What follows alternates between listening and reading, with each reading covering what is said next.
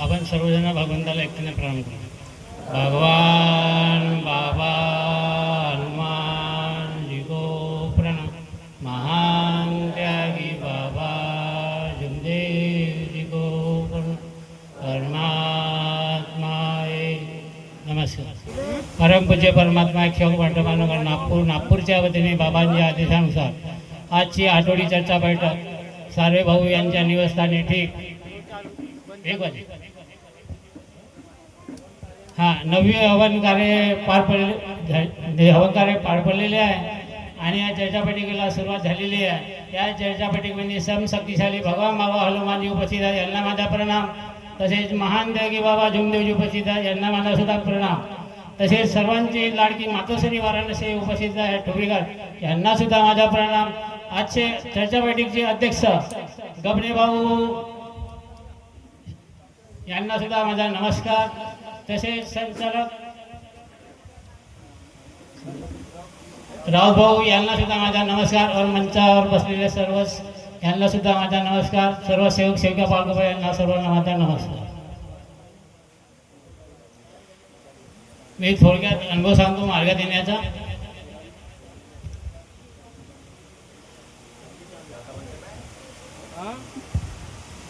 माझ्या पत्नीला गॅपचा त्रास होता. त्या गॅपच्या त्रासासाठी मी काही डॉक्टरकडे गेलो, काही देवी देवताकडे गेलो, पण त्याच्यामध्ये मला कोणताच आराम नाही. या गोष्टीला असं करता करता माझे 2 वर्ष का 3 वर्ष होऊन गेले. कमीत कमी मी 1 ते 2 लाखापर्यंत जाऊन पोहोचलो, पण तिला कवडीचाही आराम नाही. आणि माझी पत्नी ते पहिल्यांदाच आपल्या माहेर म्हणजे आपल्या बाबांच्या घरी ते पहिल्यापासून मार्गात होती आणि त्यागी सेवकाची मुलगी होती. तर ते मनाला बसली का आपण ते एवढा पैसा सारून सेनारी आपल्याला कवडीचाही फायदा नाही बा, तर आपण एक मार्ग पकडू. पण मार्ग पकडू ही गोष्ट ठीक आहे, पण माझा मार्गावर विश्वास नव्हता. पण तिच्या भावाने आणि तिच्या मामाने मला सांगितलं का जवाई जर तुमच्या नाही जमला तर सोडून द्या. मी ते माझ्या घरी आले.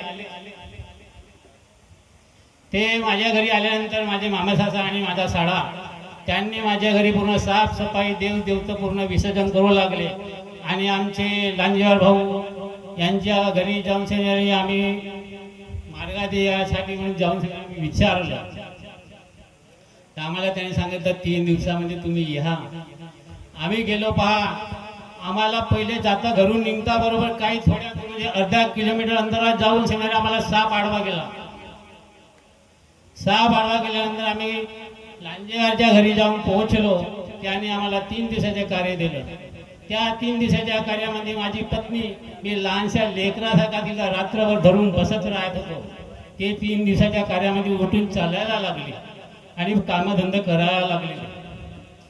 तेव्हा माझं या मार्गावर विश्वास बसला आणि मी कटोकपणे पालन केलं. 4 तत्व 3 शब्द 5 नियमाचे अटूकपणे पालन केलं आणि शब्दानुसार बाबांच्या प्रत्येक नियमानं मी वागत गेलो. पण मी आज सुखी समाधानी आहे. आणि आमच्या लांजेवार साहेबांनी मला सांगितलं बी होतं का तरी मी 2 वर्ष तरी औषध चालली गॅपची. पण त्यांनी मग मला लांजेवारी म्हणलं, दादा म्हणते तू आता हे औषध पाणी बंद करून दे, जो व्हायचा तो पाहिला जाईल. मग मी ते औषध पाणी बंद केलं. असे माझे 3 वर्ष भोगून गेले. 3 वर्ष होऊन गेले तरी मी अजूनही एक म्हणजे अर्धा समजा साल नाही का म्हणजे कच्चीत राहिलं. म्हणजे असं 3.5-4 वर्ष कच्चीत राहिलो. मी त्यागाचे कार्य बघालो. तर त्यागाच्या कार्यामध्ये मला चांगले अनुभव आले आहेत का मी यांनी सांगू शकत नाही. असे अनुभव आहेत माझ्यापाशी.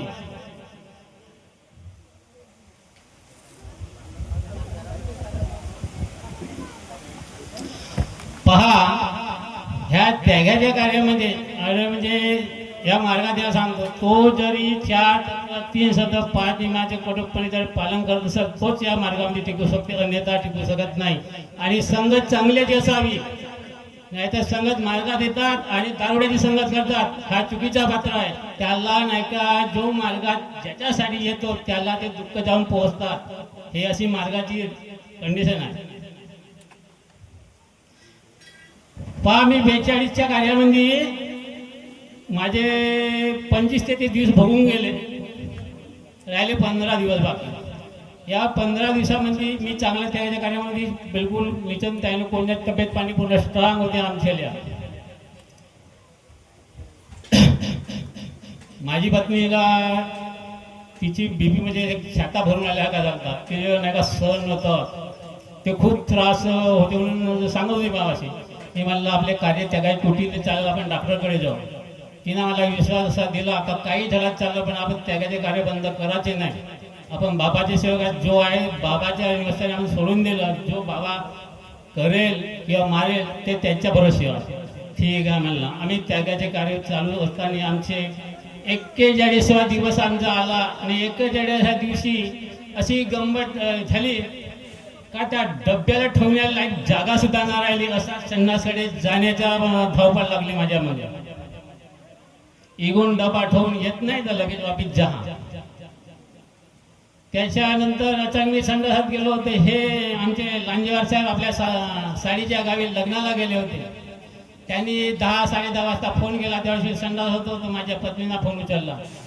त्यांनी त्यांच्यासोबत बोलले, त्यांनी सांगितलं का त्यांच्या मग अशी धावपळ लागलेली आहे. त्यांनी सांगितलं का तुम्ही 41चा तीर्थ बनवा. त्या तीर्थाला म्हणजे योग मागून सांगितलं आम्ही तीर्थ बनवलं 41चा. तर मी लगेच नाही का माझ्या अर्ध्या तासामध्ये संडास जाणं बंद झाला आणि मी मस्त आरामशीर झोपी गेलो.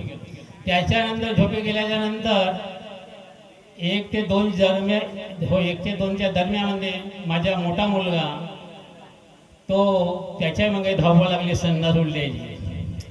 आता म्हणला हे फक्त रात्र जागणे आहे आपल्याला. तर मी बाबू म्हणला आपल्या मुलाला मला जसं सांगितलं आमच्या साहेबांनी लांजेवार, त्याच्याने तुला मी सांगतो तसा तू तीर्थ बनव आपल्या हाताने. माझ्या मुलाने तसा तीर्थ बनवला. त्याचीही संडास बंद झाली आणि आम्ही मस्त आरामशीर झोपी गेलो. आणि सकाळी पहाटे 4 वाजता उठलो आणि आम्ही सकाळी आपले आंघोळ पाणी करून सिनारी ज्योत घेत लावली आणि अंकी लगेच माझ्या मग तेच धावपळ चालू झाली संडासची. मग अंगी मी भगवंताला विनंती केली आणि योग माणसाने अगदी तीर्थ बनवलं. त्या तीर्थामध्ये मला फायदा आला आणि त्या तीर्थामध्ये मी तेवढा संडासला धावणारा माणूस बिन्या डब्या आणि बिन्या पाण्याने मी गेलो इथं पाहुणीला गेलो. आमच्या साहेबाच्या सारीच्या घरी लग्न होता तिथं. आणि तिथून लांजेवार साहेबाला उचलून सांगणारी आम्ही नागपूरला भवनामध्ये जाऊन पोहोचलो. त्या नागपूरच्या भवनामध्ये जाऊन पोहोचल्यानंतर आम्हाला शनिवार दिवस पडला. शनिवार दिवस पडल्यानंतर तिथं बाबाचे मूर्तीचे पूजन चालू असताना आम्हाला सकाळची विनंती मिळाली. सगळ्यांची विनंती मिळाल्यानंतर आम्ही तिकडं बाथरूमकडे घेऊन कुर्ला करून सांगणारे असे सेवक लोक बसले होते. आता कोण तिथं फोटवाला आला, कोण दर्शनाला आला, आपण का भडकणार बाहेर गावचे. तर तिथं मी जाऊन असा ते त्यांच्या अपेक्षे लोक आले म्हणजे मंडळाचे लोक आले. ते येऊन बसले टेबलावर आणि ते टेबलावर येऊन बसल्यानंतर तो म्हणाला बसला मला का पहिला नंबर कोणाचा. मी पहिला नंबर कोणाचा मी का सांगणार आहे. ते 10 लोक आले. या 10 लोकांमध्ये कधी कोण पहिला आला मी का सांगणार आहे त्याला. म्हणला मला मी त्यागाच्या कार्यक्रमाला मी फोटोसाठी आलो सर. तर मी इथे नंबर लावला, मी आपल्या इथे उभा आहे. तर ठीक आहे म्हणजे नाव सांगलं. त्यांना मी नाव सांगितलं. त्यांनी नाव सांगितल्यानंतर त्याने 2 बाबाजी साईडला बसला होते. त्याने सकाळ सायंकाळची मला विनंती विचारली आणि त्याच्यानंतर अंगी रिटर्नच्या त्यांनी नाव लिहिलं. त्यांच्याकडे आलो. त्यांनी मला 5 आमच्या साहेबांनी सांगितलं 5 नियम पाठ करून जाशील जे विचारले सांगतील. त्यांना मला 10 नियम विचारले. 10 नियम विचारले त्याला मी 9 नियमचं त्याला उत्तर दिलं. पण 9व्या 10व्या नियमाला त्याला आम्हाला कन्फ्यूज केलं. त्यांना म्हणजे त्याने म्हणला असा म्हणाला का तुम्ही ज्योत कशाची लावते. तर मी म्हणला ज्योत कशाला लावते. म्हणला सर म्हणला कापसाची ज्योत राहते आणि कापूर.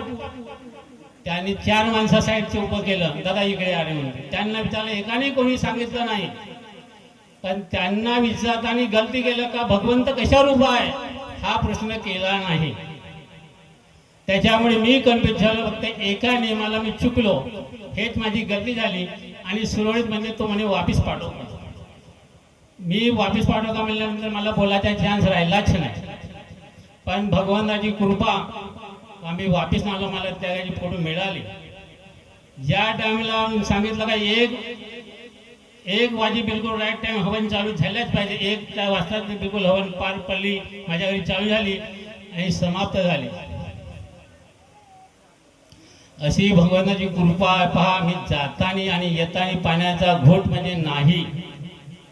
आणि संडासला तेवढा जात होतो, धावत होता पडत, पण बाबाची कृपा का त्यांना मला कोणत्याच अडथळा न करता मी सुखरूप घरी आलो आणि सोयीपणी माझी त्यागाची कार्याची हवन पार पडली. बस एवढी बोलून मी माझ्या स्वतःला विराम करतो. भगवान बाबा हनुमानजीला भगवान बाबा हनुमानजी की जय, महान त्यागी बाबा झुमदेवजी की जय. परमात्मा सर्व सेवक सेवकी बालगोपाल सर्वांना माझा नमस्कार.